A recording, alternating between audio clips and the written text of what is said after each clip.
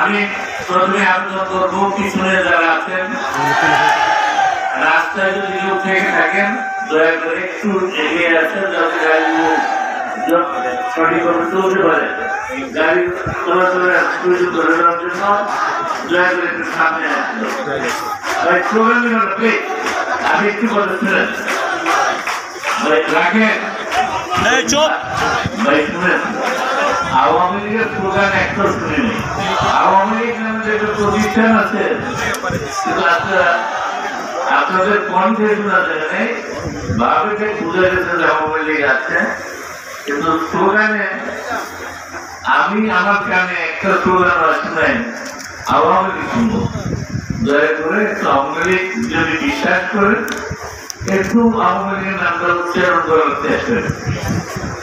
আমি সকলের জন্য বক্তব্য রাখছি না, যারা আওয়ামী লীগের কথা জানতে চান শুনতে চান তাদের উদ্দেশ্যে সকলের উদ্দেশ্যে একটু জায়গায় বসেন, তারা ছবি তোলেন, ছবি উঠানো শেষ করেন বাইরে গিয়ে রেকর্ড করেন। যদি রেকর্ড করতে হয় পিছনে গিয়ে রেকর্ড করেন, আমি না করেন না কেন যান দূরের থেকে শোনা যায় মাইকের কাছে গিয়ে রেকর্ড করেন ধরনের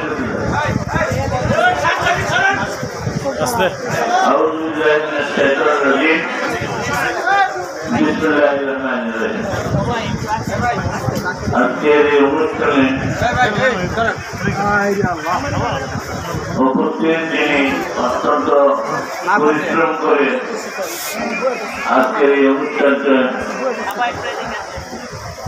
সংগঠিত করেছেন, আয়োজন করেছেন জেলা আওয়ামী লীগের সংগ্রামী সাধারণ সম্পাদক সাবেক সংসদ সদস্য জনাব ইকবাল হোসেন সবুজ এইমাত্র বক্তব্য রেখেছেন।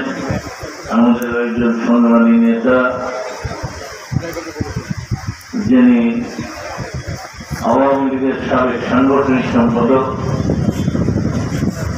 সাবেক সংসদ এবারও যিনি সংসদ সদস্য নির্বাচিত হয়েছেন জননেতা জনাব আখতারুজ্জামান সহ